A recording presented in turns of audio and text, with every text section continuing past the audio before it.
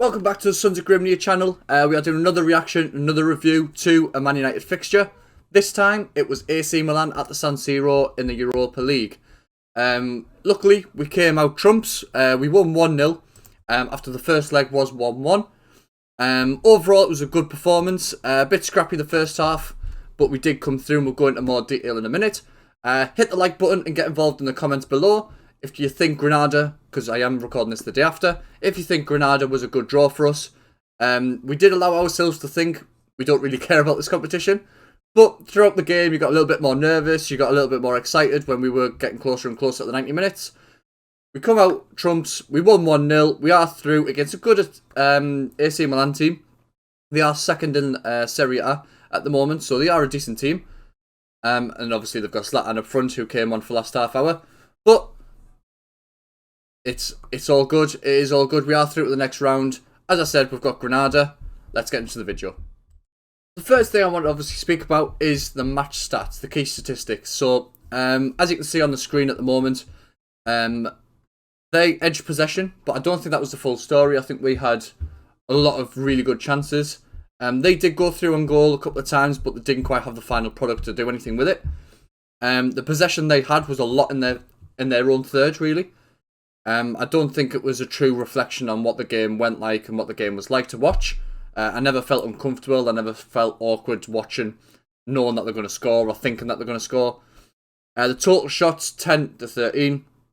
Overall, I think that's roughly about right. We did have more shots. I think we had more clear-cut chances, personally. But you can put it down to Dean Henderson commanding the area, which I'll get through to in a minute. Shots on target, 4 each. It does tell a good story. It does say that it was a very even game. We nicked a goal. That's about it, really. The first half was absolutely dire. Absolute Kieran dire. So it was awful. Awful to watch anyway. Duels won 55% to 45. Again, pretty much tells a story. I'm not going to argue too much about that. It was a good, strong performance. It was a good professional performance. And I'll do the review. I'll do like an overview at the end of what I think. But the match stats pretty much tell the story. Maybe the possession's a bit. Overall, it's decent, and it's a 1-0. It's a 1-0. Shots on target may say 4-all, but it doesn't say where those shots are from. You know what I mean? So, it is a rough guide of the match, but there they are.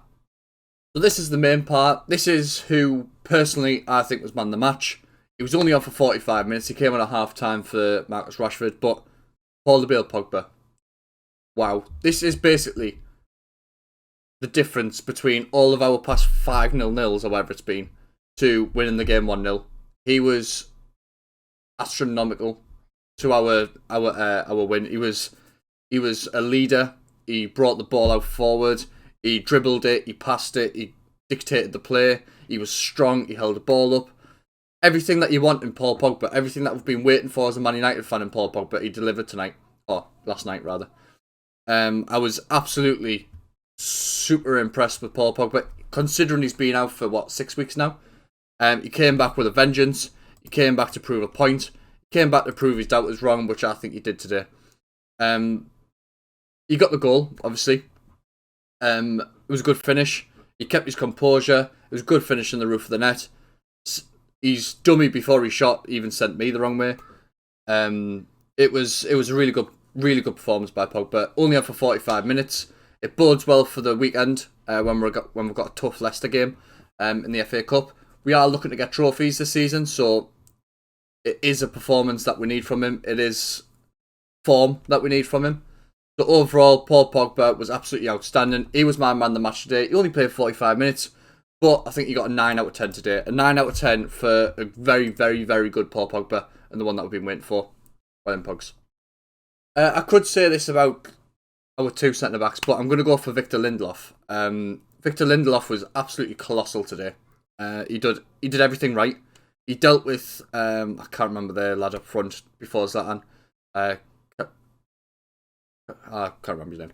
Anyway, he did a very good job on him. He worked the channels really well. He covered Maguire, he covered Wan-Bissaka, or Shaw, depending on which side they are, I can't remember.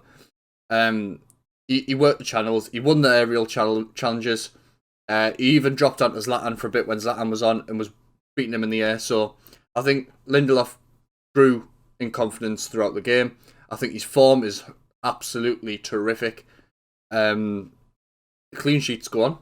The defence is doing its job. It's not the prettiest. It's not the most organised. It's not the most disciplined. But we're getting clean sheets. You can't say anything more than that apart from looking at the stats and we're getting clean sheets. We do need our strikers to step up though. So Victor Lindelof overall, I think he was an 8.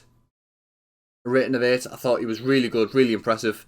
He read the game well. I would put him higher, but I think Pogba only played 45 minutes. Lindelof played the whole game, so I will put him higher, but I thought Paul Pogba was man of the match, so I'm not going to put him over that. So I think he was an 8 today. Excellent, Victor Lindelof. Very impressed. Keep it up. And this is the big talking point for me. This is the big talking point. I think Dean Henderson was tremendous. Absolutely tremendous today. He was, last night. I keep saying today. I keep thinking it's just after. I normally do them after, that's why. Put your thoughts below, because this is the one I'm intrigued about. I'm intrigued about whether you think Dean Henderson should take over David De Gea. Recent videos, I've been saying that you need to keep your faith with David De Gea. He's got us out the shit when we were shit. Dean Henderson's quality. He's aerial dominance. He's mouth. Even his distribution's probably better than David De Gea's. David De Gea's an unbelievable shot stopper. But I think Dean Henderson's taking over him at the moment. He's got 8 clean sheets and 9 or something like that. Like, the stats are unbelievably towards Dean Henderson getting the number 1 shirt. And I think he deserves it. Over the past performances, I think he deserves it. For me, he is probably our best goalkeeper now. He's grown in confidence. He fits our style. He fits our counter-attack, and his distribution's incredible, as I mentioned. I think overall, Dean Henderson should be the number 1. He was unbelievable today. I'm not going to go through all the player ratings. I'm just going to go through the main players. I think Dean Henderson was on par with Victor Lindelof. I thought they kept the ship steady. I think it was confidence. Both talking to each other. You've seen a couple of times them shouting to each other, but not having a go. It was more communication. It was excellent to see. It was really good. David De Gea doesn't do that, and I think Maguire lacks that in ways as well. So overall, I'm going to go with an 8 as well for Henderson and Lindelof. Very good, lads. Keep it up for Sunday against Leicester. Right, this might be the controversial one. The controversial one for me is I think Dan James is really good. He's really good. His form in the last, since Christmas, well, since the Leeds game, whenever that was, about 10 games ago maybe, he's been tremendous. He's everything that Ole wants. He's just lacks that little bit in the final third. The cross ball, the shot, the pass. If he can improve on that, I don't see why he can't start, you know. He's quick, he's tenacious, he wins the ball back, he high presses, he works fucking hard that way and that way. He complements Aaron Wan-Bissaka quite well because he works hard and he's very attacking, but he also does that way. He helps Aaron Wan-Bissaka quite a lot. He's getting the odd goals, he's chipping in, he's getting assists, he's getting the ball into the box. If we had a striker that can complement that, I think Dan James is a really good player, personally. I know all the online speculation is we need a right winger, and I think we need a right winger as well because we can't not have one. Because Dan James is a left winger, essentially. So, Dan James has really impressed me. I'm a fan. I've got to admit, I'm a fan. I'm going to put my neck out and say probably starting at the weekend. I'd start Greenwood. Greenwood was impressive again. Didn't do much in the final third, but he linked up player and stuff like that with Dan James. He really works well with him. So Dan James, overall, I'm actually going to go, I would say an 8, but I think that's late. I'm going to go 8.5. I thought Dan James was excellent in that tonight, but not quite as good as Pogba, and not quite as effective as Pogba, should I say. So overall, Dan James, you were really good. 8.5. Spot on, mate. Keep it up. Again, we'll see what happens on Sunday. So to summarise, this is a quick one today because obviously it was a 2-legged, and I said every pre-match and review is quite similar. Obviously, due to the result, it is a little bit different this one because we did score this one and not a 0-0. So this isn't the AC Milan team that obviously in the early 2000s with Kaká, Ronaldinho, Seedorf. It's not the same team. But they are second, as I mentioned, in the Serie A. They're a good team. They compete for titles. They're ahead of Juventus, Ronaldo's Juventus. We defended excellently, played good possession football. Admittedly, the first half was a bit shit. It was a bit boring. It was a bit tentative, a little negative. Poor from both teams, really, not just us. But second half, we brought on Pogba. He changed the game. He's strong, powerful. He's dictating of the play. Links up excellent with Bruno. I think when Pogba comes on, now the opposition have 2 players to sort of worry about. Obviously, with Rashford, we've got 3, but he got brought on for Rashford. It gives Bruno a little bit more space, a little bit more time, a little bit more chance to do that final ball. When Pogba comes on, you can't just man-mark Bruno, because now you've got Bruno, Pogba and Rashford. But mainly, teams like Chelsea, for example, put Kante on Bruno and we were fucked. So overall, it was quite a dominant display by Pogba, by Man United in general, I think.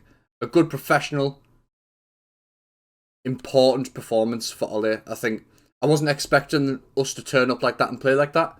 I think Ole's got into the heads that top 4 might be secured with us beating Man City and West Ham. Might be secured. Don't quote me on that. Don't cut that up.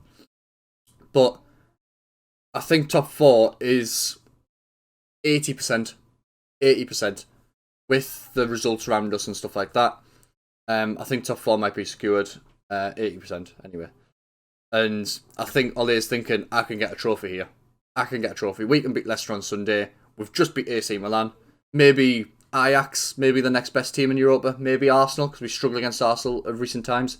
But I think definitely we've got a chance of winning 2 trophies and finishing second, which is keep Ole in a job.